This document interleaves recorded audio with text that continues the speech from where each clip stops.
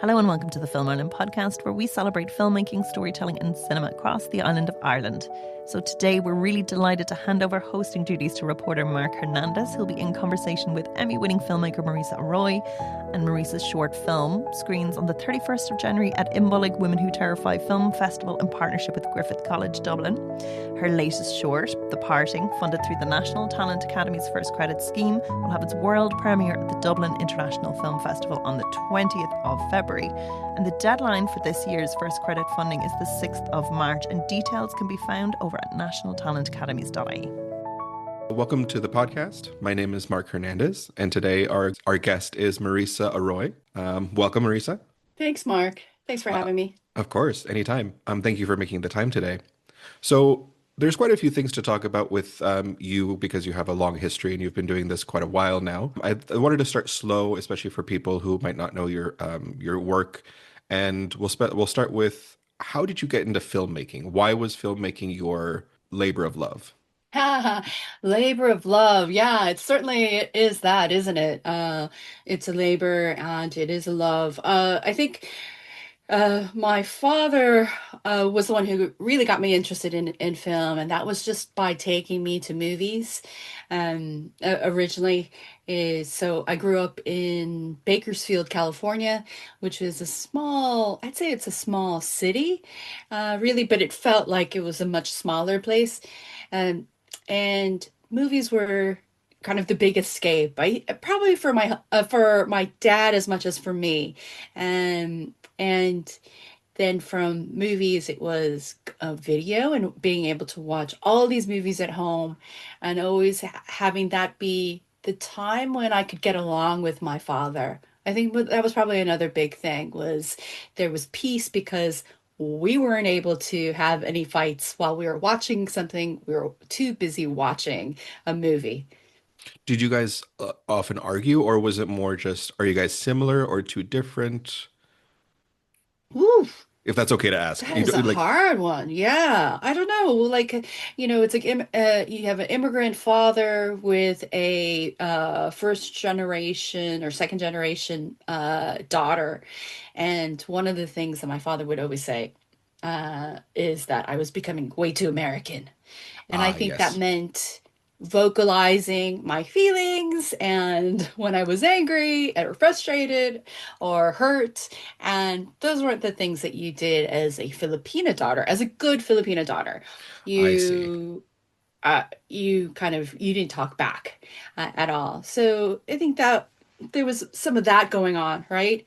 And then over the years, I think maybe there was more similarities there. But one of the things he said, as right before he passed away in 2001, was that the reason he was so mean to me growing up was that he was just scared for me.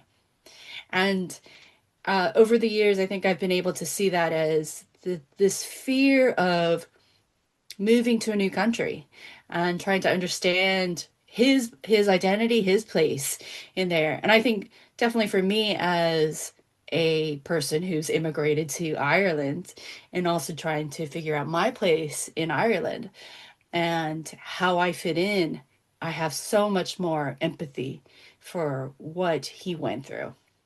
I see. So it sounds like it was a good but complicated relationship, if that's a simplified way of saying it. It was a good but complicated relationship. Yes. He took care of me. He cared for me. He gave me everything that him and my mom could. It was, I was blessed. They paid for my college.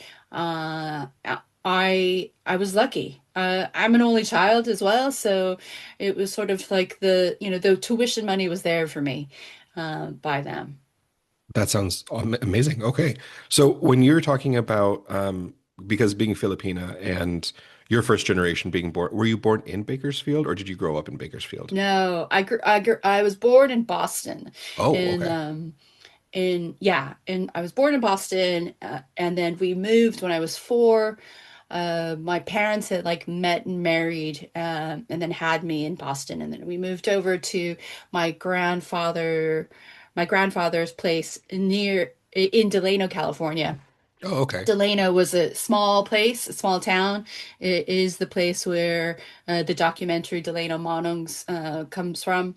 And so I was very familiar with the area, but the town itself was a little tiny for my parents who had immigrated to the United States, had been living in Boston, had a great life there, and then wanted something a little bigger than Delano, which was a small town. So they moved to Bakersfield, The metropolis that is Bakersfield. the metropolis. Yeah.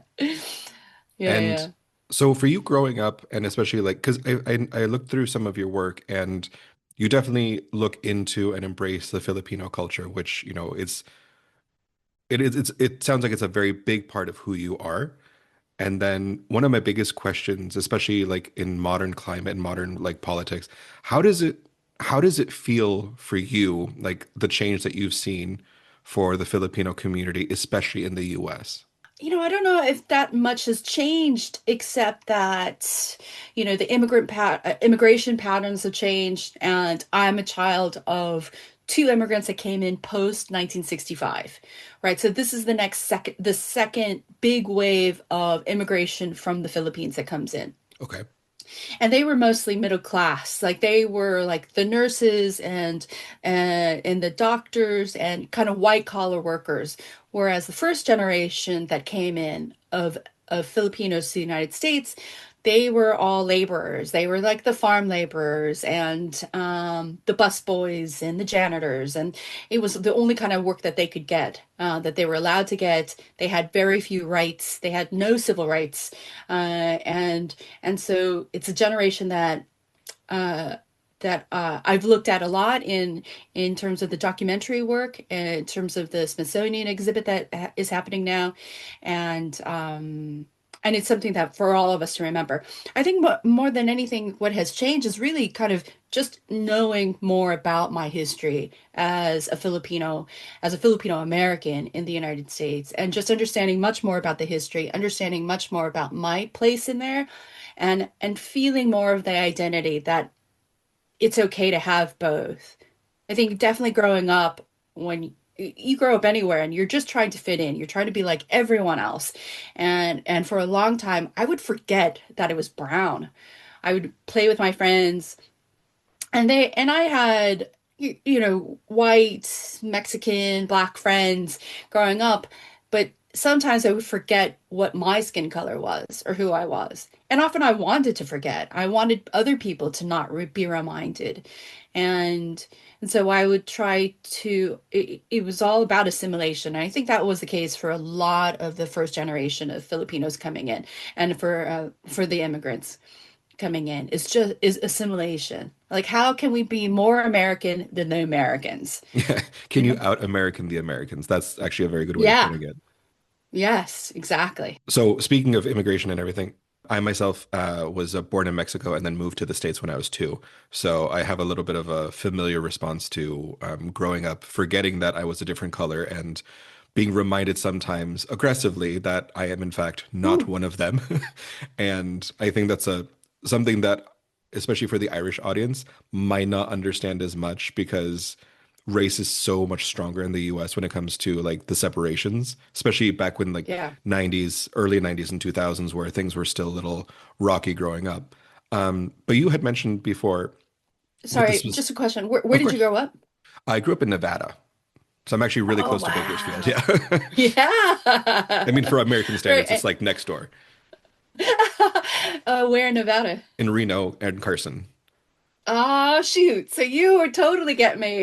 You understand dust and heat, and Yes. like dry heat, Oh, yeah. and how no, being like having the sun all the time wasn't something that was welcomed. It was like you felt like a vampire, like, no, not again. I'll be honest. Um, yeah. I know that I'm like I am born in Mexico, supposed to be like a desert D person because of how much I've lived in the heat. And I think my exposure has actually made me very, very allergic to sun and hot. So anything like cold and wet, I'm like perfect. That's why Ireland. I was like, I have to move somewhere where it's like drenched in ew all the time. Yes, that's how I feel actually. Because I grew up, there was like a 10-year drought in Bakersfield at the time. So Mhm. it was like, you're not supposed to use any of your sprinklers. You just have to be really, really careful with water. So to move here to Ireland, where the rain, like everything is green, things are hydrated. I feel hydrated Yeah, here, you feel even if better. I'm not. Yeah, no, I do. I feel better. I love it. I love it. Even when I don't, I still appreciate it much more than having 110-degree Fahrenheit summer, Yes, which I is how it 100% was. agree. For the Irish listeners, 110 is about 45. So it is hot. Thank you. It's And so hot. oh, it's all like that desert heat is, I think, unless you've experienced it, it's very hard to explain what it feels like to be in an oven. And that's really the sensation. Like if you've ever walked into a car park on a hot summer day and you're like, this is hell, it's exactly what it is. Talking about oven, I may remember the local news would have these news broadcasts where they would do a test. They would take a joint of beef and put it into a car, and leave it there all day. And it was like a slow cooker. And you could come back to your car having cooked the dinner because it would take all day, but it would cook it slow and totally. It is terrifying because you just unlocked all these memories of where all these newscasters are trying to either cook an egg on the sidewalk or make cookies in their car, like all these horrifying things that you do in like hot places. I'm like, is that normal? That can't be normal. But then you just described like with the beef, and I'm like, okay, that's even a step above.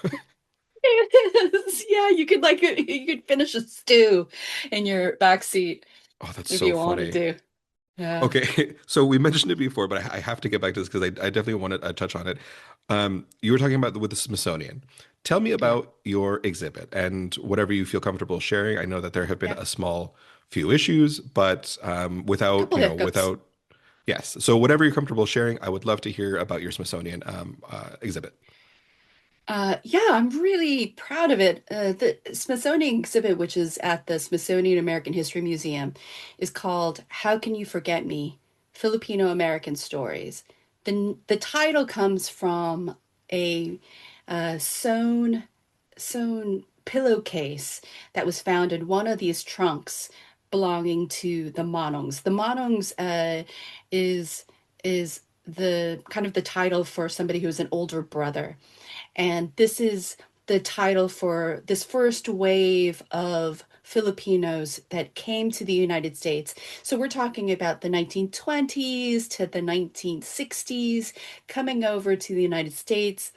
A lot of them didn't have any education. They were used as laborers, and mostly farm laborers, especially in the west coast of the United States.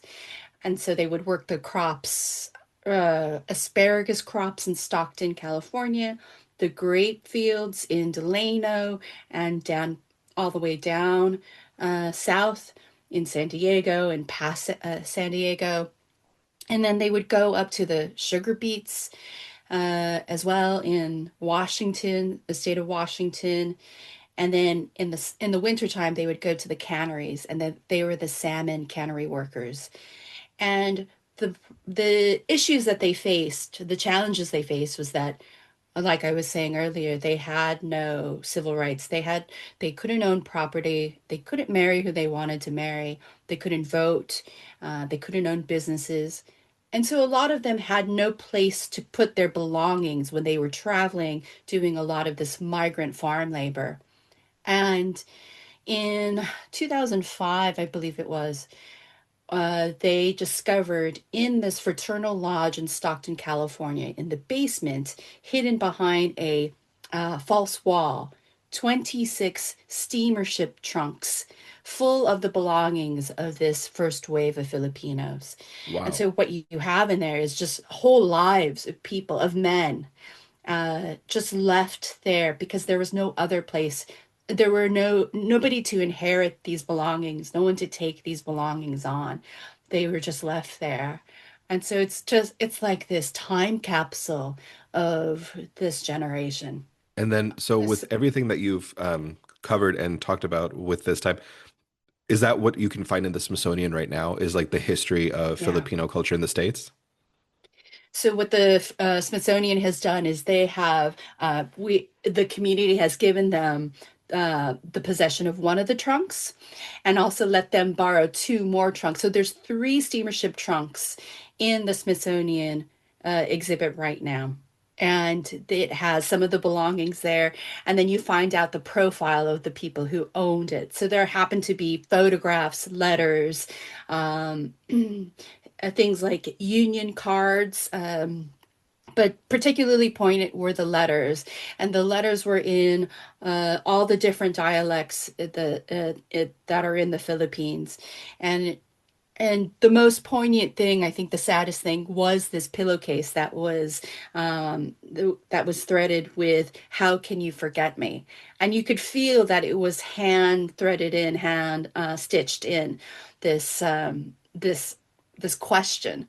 Um, about, are the relatives, are the sweethearts, are the brothers and sisters ever going to see these people again? They're the Manongs again, and most of them did not. Most of them never returned to the Philippines.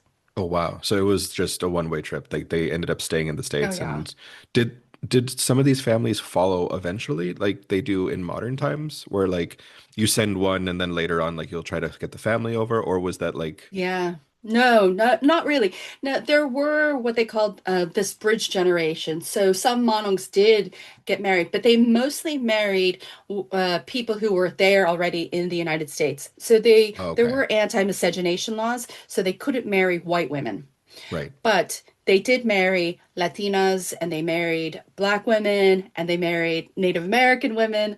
And so you have this bridge generation that is a very diverse group of people. Mexicanos, Indipinos, Oh wow, and okay. others. May I ask your background when it comes to Filipina? Like your parents, were they both originally from the Philippines, and then you being born in the U or yeah, you being born in the Yeah. US? Yeah, my parents are very much part of this history that, like, their immigration tells a lot about the history of the immigration of Filipinos. My mother was a nurse. There was a big, like, the infrastructure for educating Filipino women and to becoming nurses and then going over to the United States was kind of constructed by the US. And so she was one of the waves of Filipino nurses that came over. My father was in the U.S. Navy and eventually ended up in the U.S. Coast Guard. And this was a way for Filipinos to be able to come over legally in the 1960s, right? So like join the military, the U.S. military in some way, or somehow become involved with a profession like the nurses. What was needed in the U.S. And so they're from different places in the Philippines. My mother is Ilocano and from the island of Luzon, which is the bigger island where Manila is, and she'd be north of that area. And then my father is from southern Leyte, and so he's Visayan. And so they spoke, their original languages are different. My father spoke Visayan, my mother spoke Ilocano, but everyone shares in speaking Tagalog, or they call it Filipino. That would be the main language, and it's based on Tagalog. And we call it Tagalog. Yeah. But it's like, you know, thinking of the Philippines as like one united nation is really difficult because there's 7,000 plus islands. And so you're really talking about this archipelago and trying to have everyone share in one identity. And they're all very different. That's good. That's very interesting because I know a little bit about the Philippines, but not nearly as much as I should. And knowing that it's that many different like cultures all united in like this Filipino mishmash, basically, like that like you just put a brand on it, say these are all now the Philippines, and before it's like, well, actually, like all these islands are kind of their own thing. That's very Yeah. fascinating. Yeah. I mean, you feel it even, within the counties here, right? Oh yeah. It's the fact that they're all So, Irish, but then every single person is like, well, no, but I'm from Kerry or like, or I'm from Cork. There is a huge, yeah, and that's when all of it is land like together, like they're all touching. I can exactly. imagine how much different it would be Exactly. with all like the water between. Exactly. Like each island, I mean, like yeah. Every man is an island. Every people is an island. Um, yeah. So, looking into your work with filmmaking, what have been probably some of the high points that you've made, or the ones that are probably the most long lasting in your mind that you're either most proud of or that you're most happy with? Ooh. Because you have a pretty long history in the in filmmaking world, so I just want to like I know that's not probably an easy question. Now that I think about, I just came back from Washington, D.C. because the Smithsonian exhibit had the opening reception. We just had the opening reception last Thursday. And I don't even think I can really take in how significant this event is for me. Is it just hitting you Um, now that like that you're aware of what you've actually accomplished? yeah, yeah. I mean, I was there for this reception, and the reception was great. It was there in the Smithsonian American History Museum. For context, this is the museum that has a one floor above an entertainment exhibit, which has the original robots of C3PO and R2D2, Oh wow. and Dorothy's ruby red slippers from The Wizard of Oz, and just these kind of objects that are so so American, so culturally important, so iconic, really. And then you go down a floor and there's our exhibit, How Can You Forget Me? Filipino American Stories. And we did three of the videos that are up on the wall to help explain the history of Filipino Americans coming to the US. And you get to see these steamer ship trunks. Um, but my name's on the wall, directed by Marissa Aroy. And that's my voice narrating it. And I knew at the time that this was so important for me to do, and so gratifying for me to be in the practice of creating these. Um, but at the moment of like being there with everybody, looking at this for the first time and celebrating the exhibit, I was sort of I couldn't actually take it all in. Uh, and then it was the next day I went back when there wasn't all the everybody who was celebrating for the reception, and just wanted to be with the regular public, and just being able to kind of stand there and sort of surreptitiously watch people come into the exhibit, just the regular public. And that was a really that was really emotional for me to see. To see kids interact with it, say like, "Oh, look at that dress; it's so pretty." When they was talking about the pageants, the beauty pageants that would happen in the Filipino community, and they were used as fundraisers, or to see the picture of the Manongs dressed in bathing suits, and how hot they looked in their bathing suits. It was just all that was really emotional. But the thing that started made me cry was actually I was on the street in DC, and there was a bus ad for the exhibit, and to see it in this most mundane place, and an ad for it with the black and white photo of one of the Manongs, uh, and he is leaning against an old car, and he's just looking tough but cool. I started to cry because it just felt like, right, we're just part of the we're just part of the fabric. We're just part of like this is American culture. It happens to be Filipino American, but this is American culture. And we're so regular in it that we're in an ad. We're in a bus ad. At the That Smithsonian. was really meaningful. Yeah, no, that honestly sounds very overwhelming, but in a very good way. Yeah. I feel I feel so fulfilled by it all. I'm really happy for you, and I'm glad this worked out so well. Do you want to just a second? Yeah. Take your time. I Take your time. think part of it as well, Mark, is just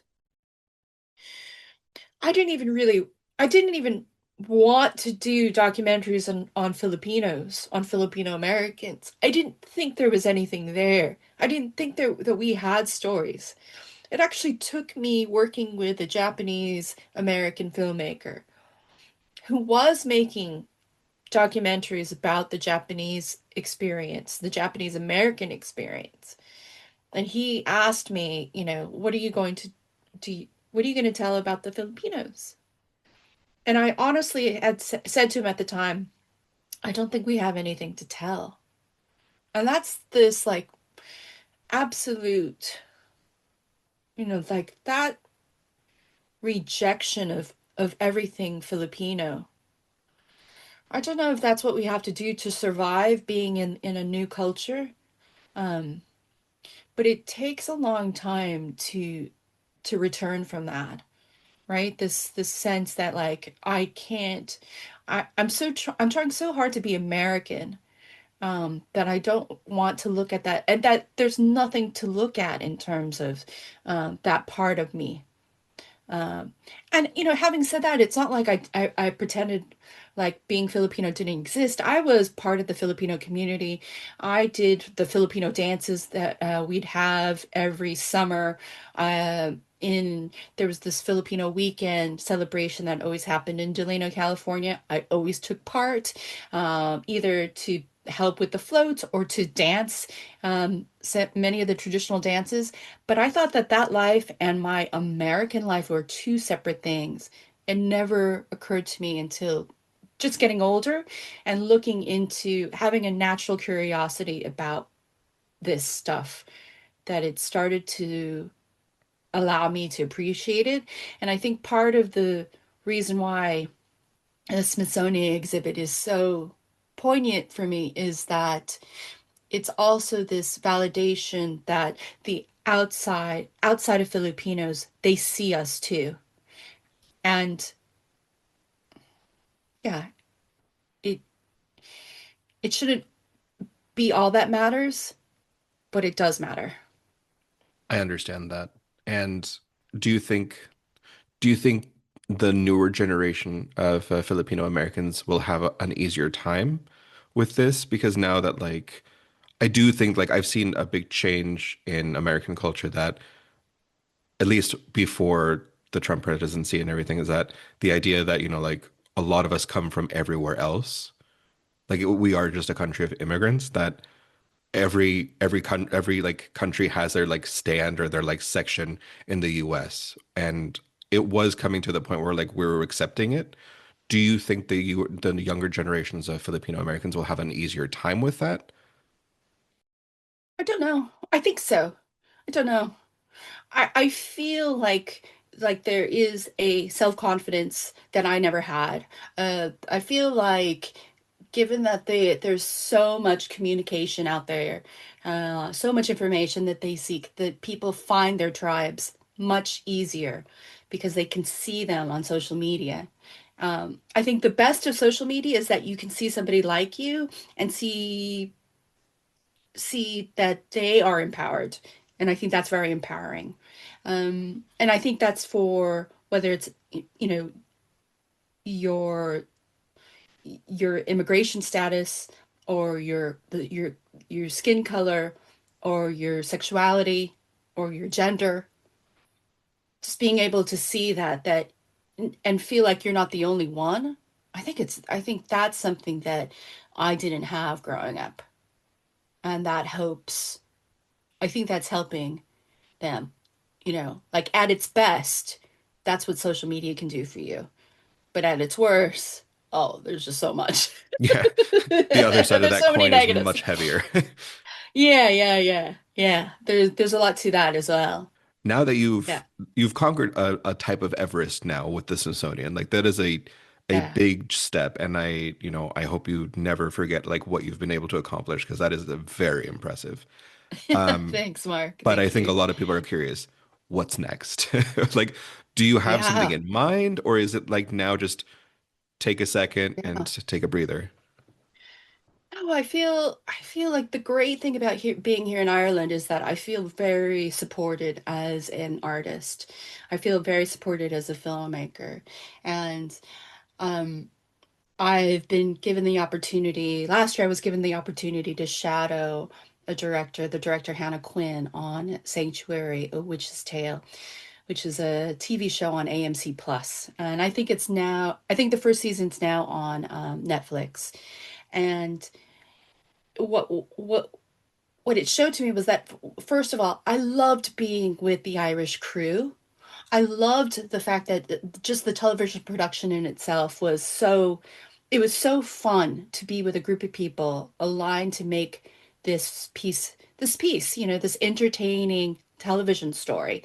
And second, that I just loved the Irish crew. It was such great crack. I just like everyone from the grips to stagehands to makeup and hair. I just felt like, oh, I want to play with these people. I also loved that they actually had a budget. Like I remember looking at there was this crane that held a wall of lights. It's called a Manitou. And I remember thinking, God, the rental for that is probably more than what it cost me to make the last documentary. In fact, like the whole exhibit, the Smithsonian exhibition videos, it probably cost more than that to rent this wall of lights. Um, so it was just it was it, so I've started to be more interested in looking at fiction and taking on fiction. So last year we got funding for a short film called The Parting. It's written by Libby McCormack, and we shot it in Clare, and it's going to be in the Dublin International Film Festival in February. And that was a lovely short film to do, fiction. So it'll be my second fictional film. And then the other thing that's happening is that in Imbolg, Women Who Terrify, the film festival that's coming up at the end of this month, is has taken my first short film, which was filmed in the Philippines, called Recipe, or in Tagalog, Talunang, Manok. And so I got to show that to an Irish audience, and that I just feel like the identities are starting to come together. And then the third thing that I'll be filming coming up is Birthday Swim, which is another short fictional film. And the story of that is a Filipino nurse coming to Ireland and trying to find her place here in Ireland. And so, yeah, once again, I'm trying to bring the worlds together and see how I can shape it, and taking all the skills that I've learned over the years of working in documentary and bringing it to the fictional world. And I'm just having fun with exploring all of that. Well, it looks like you're having a great time and it sounds amazing. I'm really looking forward to hopefully being able to go to the Smithsonian sometime soon and seeing your exhibition. And I will It's going to definitely be be on for looking two out for. years. Oh, well, then I will definitely be able to go over there. And Oh, great.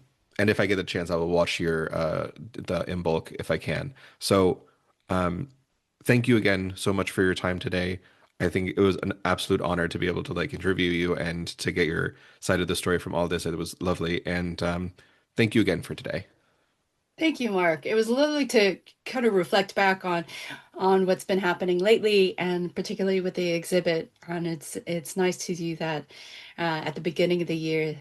It's very positive to reflect on all these things. I really appreciate you interviewing me. Of course, thank you so much. You can get your ticket now for Imbolg Film Festival over on Eventbrite, and you can check out the full Dublin International Film Festival lineup at diff.ie. And once again, the deadline for this year's first credit scheme is the 6th of March, so details for that are at nationaltalentacademies.ie.